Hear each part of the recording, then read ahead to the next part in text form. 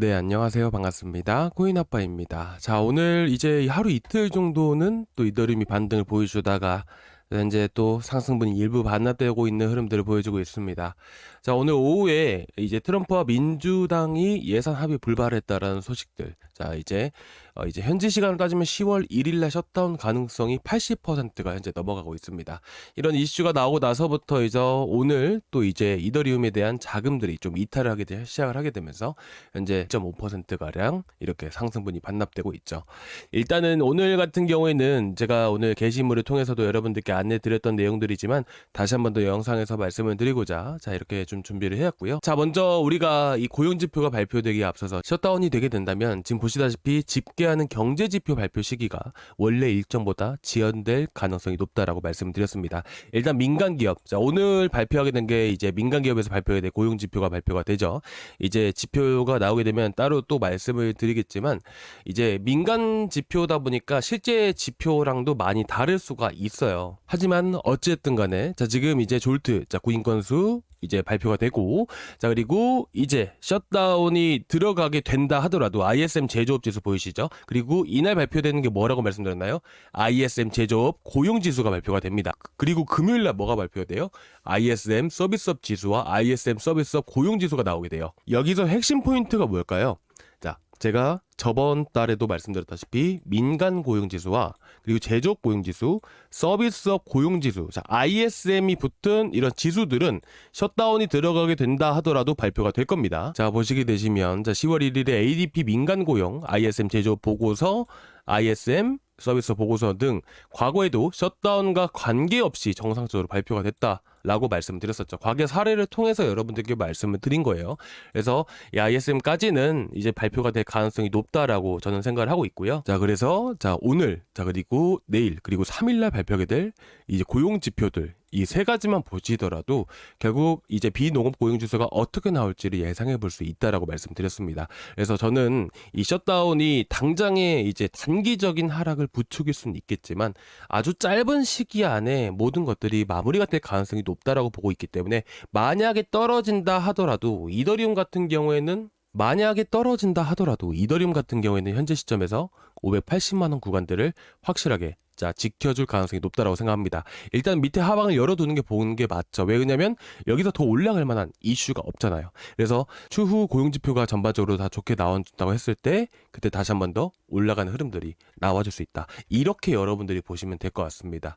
자, 지금 조금 떨어진다고 해서 솔직히 조금 많이 걱정되시는 부분들도 있을 거예요. 하지만 충분히 이런 좋은 기회들이 많이 찾아올 겁니다. 제가 이것만 잠깐 좀 말씀을 드릴게요. 셧다운에 대해서 말씀드리기 앞서서 자 보시면 시장은 우리가 생각하는 것처럼 쉽게 수익을 주지는 않습니다. 자, 시장은 항상 변수가 존재하고요. 그 변수에 따라서 우리는 투자 전략을 세워야 되기 때문에 비중 조절이라는 것을 하게 됩니다. 그래서 그 과정 안에서 발생하는 이런 조정은 필연적으로 나타나는 편이고요. 이런 과정들이 지나고 나면 여러분들 반드시 좋은 시기가 찾아와서 좋은 수익을 또 여러분들 만족하실 수익들을 분명히 보실 수 있을 거라고 생각을 합니다. 자, 그리고 오늘 보시게 되시면 자 10월 1주차 자 미리서 제가 이더리움 온체인 데이터 분석 사이트에 이렇게 올려놨습니다. 이거 제가 적은 거고요. 그래서 이 사이트는 제가 복사해가지고 여러분들 잘 보실 수 있게끔 게시물에다가 이렇게 또 올려드릴게요. 그러니까 고래들의 흐름들이라든지 이런 부분들 자세하게 말씀을 드렸고 매크로 지표들, 경제 지표에 대한 흐름들, 앞으로 이더리움에 대한 앞으로 한 3주 정도의 방향들은 최소한 예상을 해서 간단하게 요약해서 올려드렸으니까 여러분들이 보신다면 정말 많은 도움 되실 거라고 생각을 해서 이렇게 또 준비해 왔습니다. 유료 자료이고요. 무료로 공개한다고 해서 여러분들이 그냥 지나치지 않으셨으면 좋겠습니다. 자, 그래서 잘 보셨으면 좋겠고요. 일단은 뭐 셧다운에 대해서 이어서 말씀을 드리게 되면 단발성입니다. 단발성. 자, 쉽게 말씀을 드릴게요. 자, 예를 들어서 셧다운이 발생이 돼서 하락을 했다라고 가정을 해볼게요. 근데 갑자기 뭐 하루 만에 이제 합의가 돼가지고 셧다운이 끝났다라고 가정을 해보겠습니다. 그러면 이게 악재라는 게 결국에는 하루 만에 해소가 된다라는 부분들이잖아요. 쉽게 보시면 되세요. 이제까지 역대 최악으로 자 최장 셧다운 기록이 언제냐면 이 보시게 되시면 2018년도 12월 22일이죠. 그리고 2019년도 1월 25일까지 대략 35일 정도를 셧다운을 진행을 했었고요. 근데 이 당시에 이제 미국 증시라든지 우리가 나스닥이라든지 이더리움에 대한 흐름들을 살펴보겠습니다. 2018년 12월 22일이 이 당시에 이더리움의 가격이었습니다. 그리고 나서 셧다운이 진행되는데도 불구하고 큰 영향을 미치지 못하죠. 물론 그때는 이제 위험자산 시장이긴 했지만 사실 이 당시 가격들이 너무나도 많이 하락을 했던 시기들이라서 큰 영향을 미치지는 않았을 것으로 예상하고 있습니다. 그리고 이 당시에 2018년 12월 22일 날 나스닥도 그 전부터 셧다운에 대한 공포감 때문에 많이 떨어졌다가 바로바로 또 회복해준 흐름들을 보여줬어요. 그렇죠? 그렇기 때문에 최장 기록 셧다운 기록이 35일 정도 됐었지만 사실상 공포 분위기가 반영되고 나서부터 셧다운이 발생되고 나서부터 바로 회복해주는 흐름들을 보여줬었어요. 그래서 결국에는 아무리 이렇게 셧다운이 길다 하더라도 결국 단발성인 부분들이기 때문에 여러분들이 크게 걱정하지 않으셨으면 좋겠다 라고 말씀을 드리는 겁니다. 그리고 이어서 이더리움의 고래들도 한번 볼게요. 현재 보시는 것은 4시간 봉입니다. 자, 이 흐름들 자, 보시게 되시면 떨어지고 반등 주고 올라가고 그죠? 마찬가지로 여기서도 떨어지고 그죠? 반등 주고 올라가고 같은 흐름이죠. 이더리움입니다. 그리고 지금 이 빨간색 봉은 뭐냐면 민코인 에이지라고 해서 자, 90D라고 자, 자세히 보시면 90D라고 보이시죠? 단기 고래에 대한 흐름들이라고 보시면 되세요. 근데 지금 보시면 어때요? 자, 지금 보시면 계속해서 떨어질 때마다 물량을 계속 쌓아가는 게 보이신가요? 자, 그리고 대형 고래들, 대형 고래라 함은 1000만 개에서 1억 개 사이를 들고 있는 고래들의 현재 지갑 안에 들어가 있는 이더리움의 총수입니다. 6,900만 개예요. 근데 이 고래들도 어때요? 자, 떨어지게 되면서 물량을 계속해서 모아가게 되죠. 자, 그리고 일봉상 흐름으로 쭉 당겨서 한번 보겠습니다. 떨어지는 과정 안에서도 계속 물량을 모아가고 있는 흐름들을 보이게 되죠. 자, 그리고 제가 이 단기적인 고래들의 흐름들을 보는 이유가 있습니다. 자, 그 이유가 뭐냐면 단기적으로 이더리움의 흐름들을 우리가 예상해 볼 수가 있어요. 자, 이건 언제죠? 자, 이건 언제냐면 바로 5월달, 6월달 이더리움의 흐름이에요. 이 당시에도 제가 이더리움 고래들 흐름들 보면서 괜찮다라고 말씀드리면서 이 자리에서도 나갔던 거 기억나실 건데 이때 내려왔을 때 자, 내려오기 전에 이렇게 이더리움 고래 흐름들을 보시게 되시면 이미 암차례 상승했을 때 보시게 되시면 이때부터 쭉 물량이 빠져나가는 게 보이실 겁니다. 자, 그리고 나서 이 저점 자, 이렇게 음봉이 나오는 이런 저점 구간에서부터 해서 물량이 다시 한 번 더 쌓아가기 시작을 하죠. 자, 그 다음부터 어떻게 됐을까요? 자, 그 다음부터 물량이 매도 압력 자체가 완전히 줄어들고 물량이 모아가지니까 그때부터 이더리움이 크게 급등을 합니다. 자, 이 시기들 비슷하게 다시 한 번 더 말씀드리면 2024년도 4월 달이에요. 이 시기가 바로 이때인데요. 그죠? 이때랑 같잖아요. 그때도 마찬가지입니다. 자, 상승하면서 물량 빠져나가는 게 보이시죠? 그리고 조정이 크게 나오다 보니까 자, 그때 한 30% 가까이 조정이 나와졌어요. 그리고 그 이상도 조금씩 조정이 나왔는데 이때 물량 계속해서 모아가는 거 보이시죠? 자, 고래들은 어떻게 하냐면 물량을 조정이 나올 때 계속해서 모아갑니다. 자, 그리고 나서 어때요? 쭉 보니까 물량 어때요? 자, 5월 달에 갑자기 급등이 나오죠. 조정 나올 때마다 물량 모아가고요. 5월 달에 급등 나오고 나서 물량 계속 털어가잖아요. 그렇죠? 이런 겁니다. 그래서 현재는 보시다시피 물량을 계속해서 모아가는 흐름들을 보여주고 있기 때문에 강하게 현재 최근 하락했던 이런 강한 지지 구간들 이런 구간들에서 강하게 지지해줄 가능성이 높다라고 저는 생각을 합니다.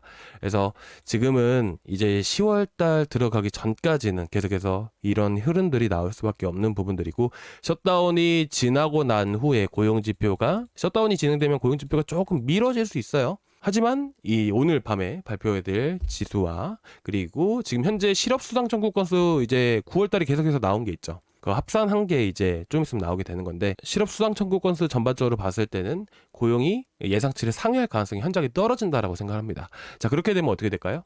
쉽게 보시면 됩니다. 고용이 계속해서 안 좋아지고 있고 물가도 지금 어떻게 되면 PCE가 안정된 흐름들이 조금씩은 나오고 있단 말이에요. 그렇기 때문에 금리 인하 가능성은 어떻게 돼요? 높아질 수밖에 없겠죠.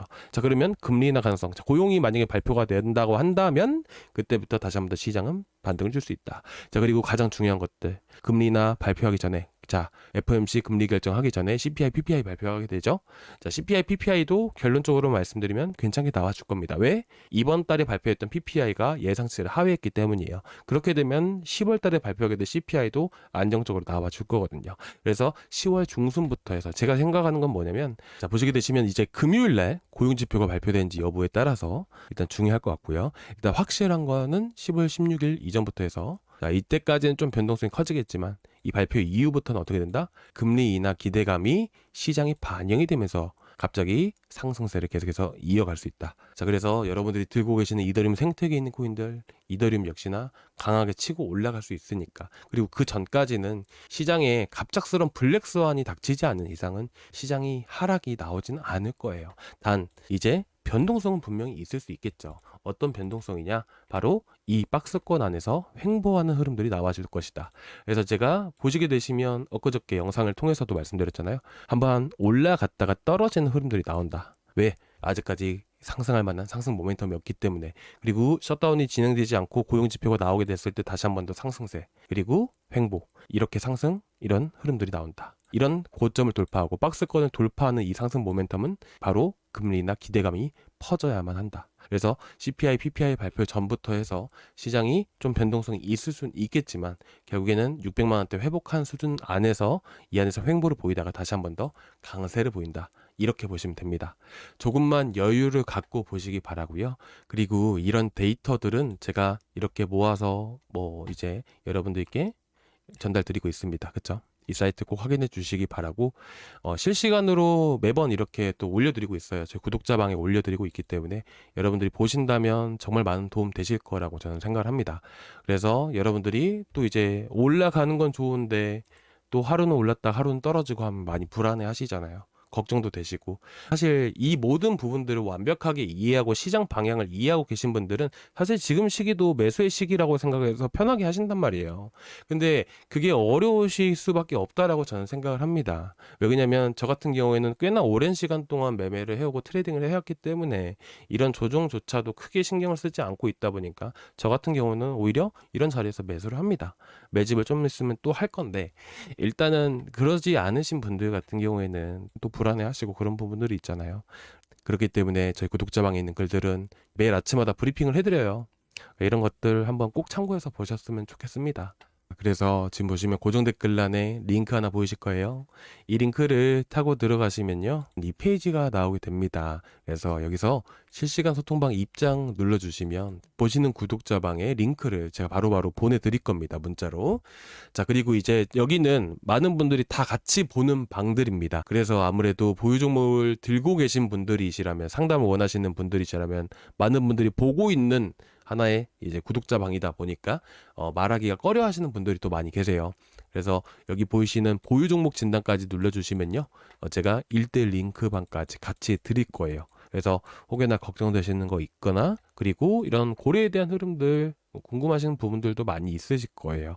코인별로 어떤 흐름들을 보여주고 있는지 걱정되시는 부분들도 있을 것 같아서 제가 이렇게 신청해 주시면 제가 따로 링크도 2개 드릴 겁니다. 그래서 거기서 말씀을 해주세요. 아시겠죠? 자, 그래서 일단은 현재는 조금 하락하고 있지만 셧다운이 10월 1일, 이제 한국 시간으로 10월 2일 새벽일 건데, 이 시기 넘어가면 다시 한 번 더 또 이더리움이 반등해주는 흐름들을 또 볼 수 있기 때문에 여러분들이 지금 시기가 셧다운 때문에 떨어진 것은 맞으나 이 셧다운이 큰 폭으로 하락을 유발시키지는 않을 것이다. 그 큰 폭이라고 하게 된다면 현재 560만 원을 이탈할 가능성이 현저하게 적다라고 보시면 되십니다. 내려다 다시 올라간다라고 보시면 될 것 같아요. 아시겠죠? 일단은 나스닥이나 골드, 금 같은 경우도 추세 자체가 무너지지 않았기 때문에 이더리움도 빠르게 또 회복해 줄 수 있다라는 점 여러분들이 알고 계셨으면 좋겠습니다. 너무 걱정하지 마시고요. 업비트 껐다 꼈다 되게 많이 하실 거예요. 왜냐면 스트레스 받거든요. 어떻게 됐나, 또 올라가나. 근데 잘 버텨주다가 또 떨어지면 스트레스 엄청 많이 받으시잖아요. 그렇게 하지 마시고요. 구독자방에 있는 글만 읽어주신다면 여러분들이 좀 더 편하게 투자하실 수 있을 겁니다. 아시겠죠? 자, 일단은 이 글은 제가 링크는 게시물에다 바로 올려드릴게요. 자, 오늘 여기까지 준비했고요. 다음 시간에 또 뵙도록 하겠습니다. 감사합니다.